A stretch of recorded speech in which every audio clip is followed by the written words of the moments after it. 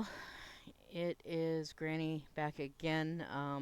Last week was a complete shit show, as is usually the case when things start moving, start going.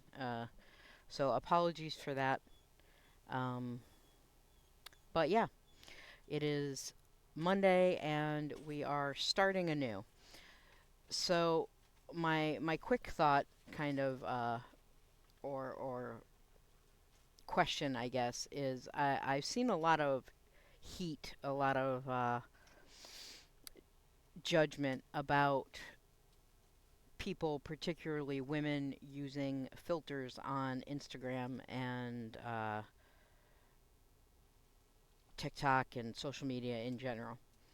And so I was wondering, I got thinking about it one night, and I'm like, okay, so what's the difference between using makeup and using a filter? Because I've seen some transformations on TikTok and Instagram that were just makeup tutorials that made people look like completely different people. Um, there's one woman in particular, I can't think of her name at the moment, but she, uh, like me, does not have teeth. She's an older woman. She's, you know, an average looking grandma type.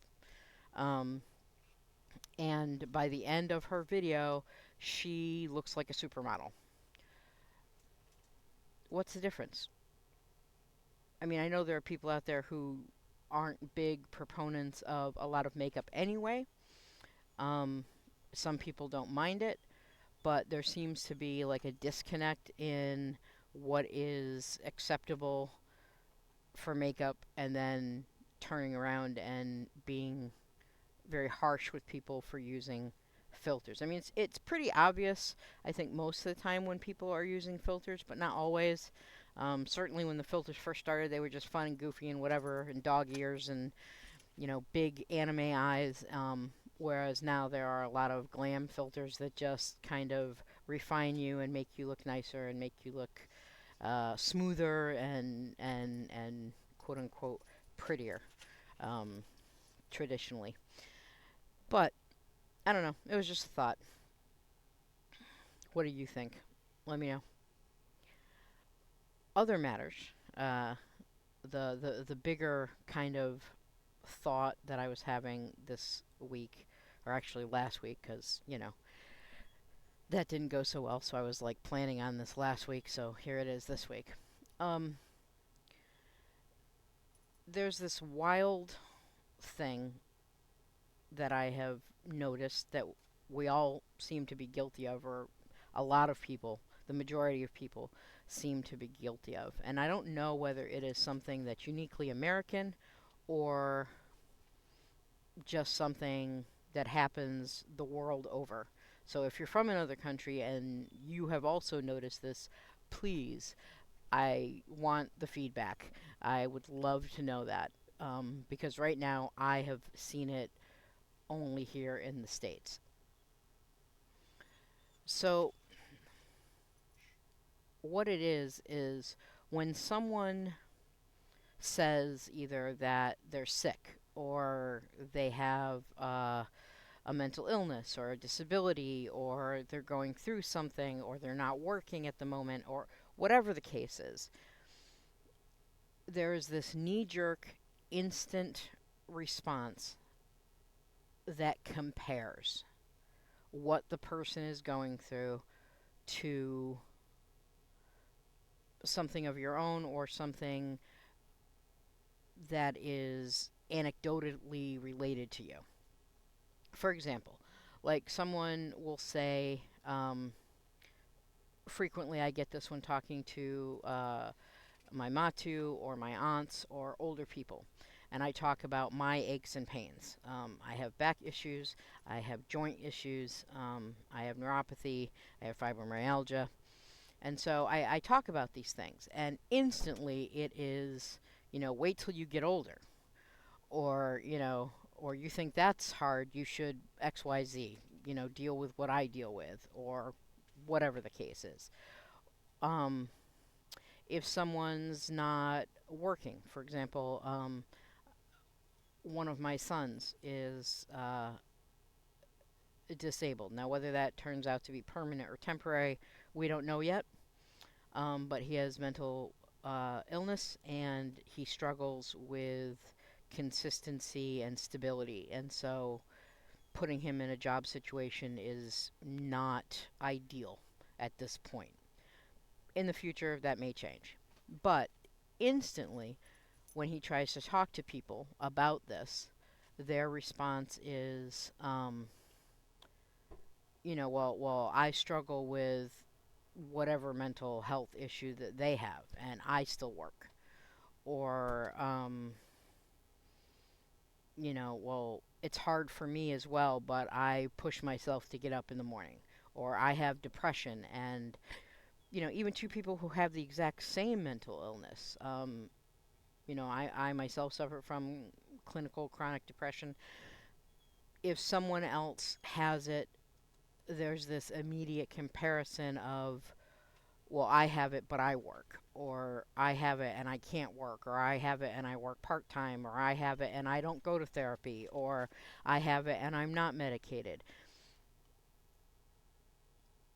We seem to we seem to have lost the plot here as far as you know all things being relative. Everything is subjective. If you have pain, you know, tattoos. I know it seems off topic, but like I have many tattoos. I know people who have way more than me. I know people who have only one. Um, and some places my tattoos hurt like hell. Other places it wasn't that bad. Other places I fell asleep. One of the first tattoos that I got was like up here, a memorial tattoo like over my heart, like on my upper breast. And I didn't think it was very bad at all. It wasn't painful. It was one of the ones I practically fell asleep. And so I had told my sister, hey, because she was asking, I was like, up here is really not, it's a sweet spot. It's not too bad. And she went and she got one and she hated it, thought it was awful.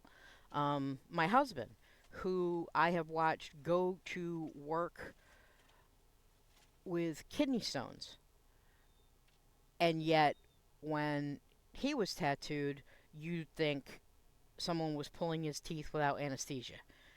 Um, and yet immediately after the tattoo, he was fine. Now, most people I know get a tattoo, especially like on their arm or their leg or whatever, that they're walking and using that muscle. They'll complain it's sore throughout the day.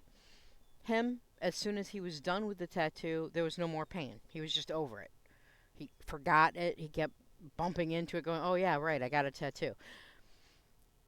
It's all relative. What is painful to you might not be painful to someone else. The same is true of mental illness or grief or working, the capacity to work or not work.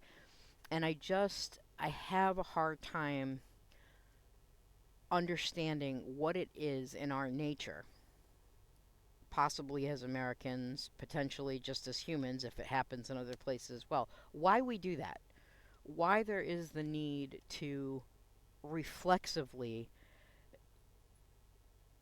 turn it into not really a competition. I guess kind of. It's a shade of one-upsmanship. Um, people usually give more grace around grief, but I know people who are still struggling deeply years after a family member has passed and they're still struggling with it, or a best friend has passed, depending on the circumstances of how that person died. Was it, a long drawn out process? Did that person take their own life? Did someone else take that person's life? All of these things are factors on top of tons of other things that you might not know anything about, the inner dynamics of that family or that relationship. And yet, after like, I don't know, a few months to a year, depending on the relationship, other people feel authorized to talk about whether or not you should still be grieving or how you should still be grieving. Should you still be out of work? Should you still be in therapy? Should you be in therapy at all? You know, are you still talking about it? Are you still trying to process it? And people will set up kind of these arbitrary finish lines for something like grief, like, oh, if it's been over a year, and actually I can't think of any circumstance except maybe the loss of a child where after a year people aren't kind of eye rolling going, I can't believe, he or she is still talking about that or still bringing it up. It's like it's been a year already. Where do we get the balls to tell other people when they're done grieving? And don't even get me started about like in regards to grief with like work, the minuscule amount of time that they give you off of work, paid. I mean, you can take more time than that, a leave of absence, depending on your boss or whatever, but it's not paid.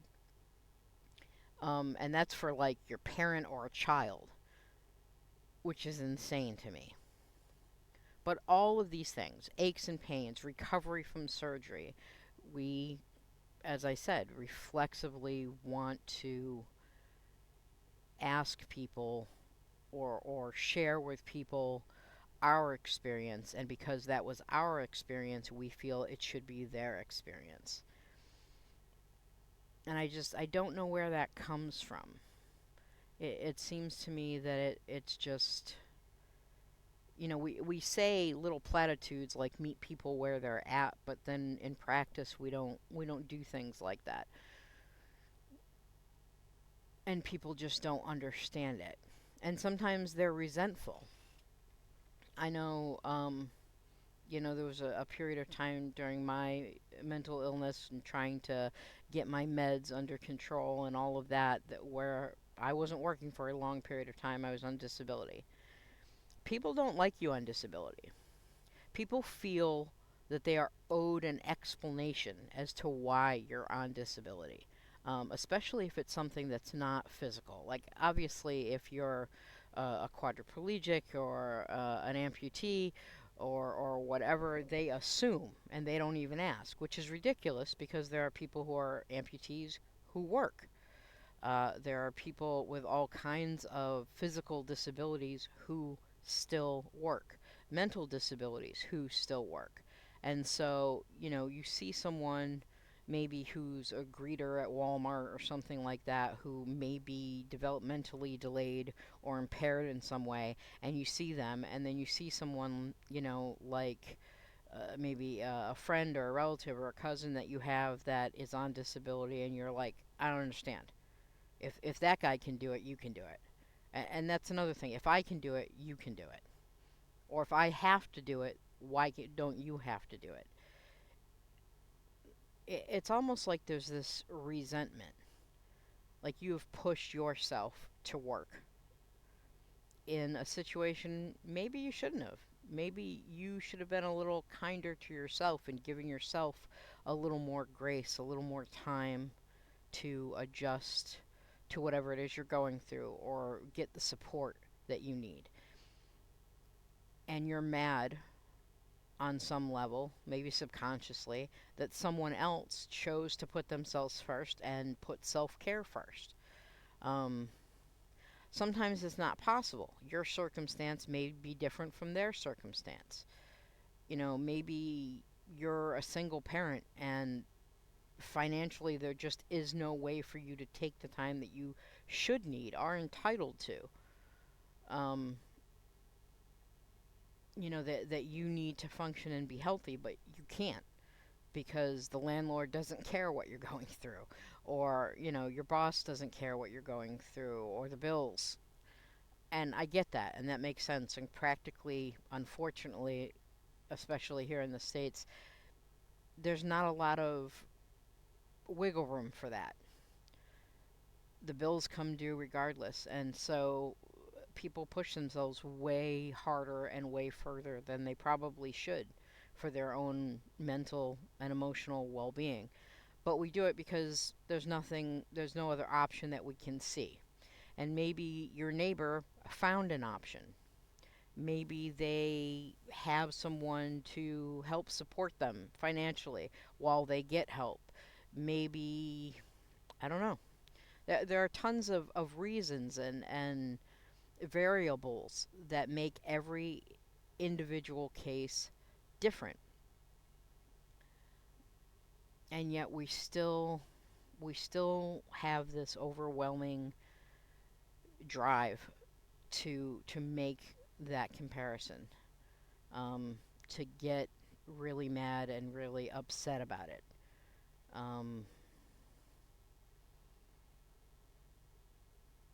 I don't know. I was just giving it a lot of thought. Um, it seems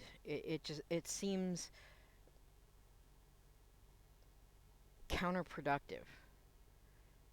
I mean, in the first place, you're wasting your energy making someone else feel bad about taking care of themselves. You're getting angry and letting that impact you and affect you and like make you bitter because someone else either can or did take a moment to make sure that they were okay instead of maybe asking them how they did it so that you could do it as well if you needed to. And then of course there's all the stigma that goes along with going to the doctor for some people, especially men. Um, more men, and I don't mean to be sexist, but in my experience only, my personal experience, it just seems to me that I have known men who, one in particular, who literally had a heart attack and was having a heart attack and continued to work. He paused, he sat down, and he was a workaholic, so everyone knew something was wrong right off the rip from that. And then proceeded to go back to work after he caught his breath, but he was still having the heart attack and wound up later in the hospital because of it. Um, my son, my middle son, actually my middle and my oldest son, both of them, uh, I think they would have to be bleeding from their eyes to not go to work. I certainly didn't instill that in them. I think that's a societal pressure that we put on guys. Suck it up, go to work, walk it off, push through the pain. That's dangerous. It's incredibly dangerous. It's reckless. It's stupid. And yet, men do it all the time because we teach them that that's what men do. And it's crazy. You're doing more damage to yourself by pushing yourself, whether that's physical pain, whether that's emotional trauma, whether that's mental illness, whether that's grief. That's You're doing more damage, pushing yourself beyond what is healthy. I don't know. I'm interested to know if, what you guys think, um, what your insights or suggestions regarding this thing is. Like I said, if you're from any place other than any place outside of the United States, please, if this is something that just happens a lot everywhere, or is this innately an American culture phenomenon? Um, I don't think it is. Maybe it's certain countries, maybe it's certain cultures. I'm not sure. I just know it's toxic. It's toxic to the person making the judgment, passing the decree that someone should be done with whatever or over whatever or should push through whatever. And it's toxic to the person receiving that. They're trying to take care of themselves. They're trying to do what's right for them. And here is someone half the time that doesn't even know them or their situation just making all these assumptions and these snap judgments about what they should or should not be doing. Anyways, let me know in the comments what you think. Like I said, always keep it respectful and civil, and you can, agree, disagree, whatever. If you are hateful or rude or just nasty, I'm not even going to engage. You're just going to get deleted. So, um, but yeah, eager to hear anything you guys might have, and we'll see you at the end of the week. Bye.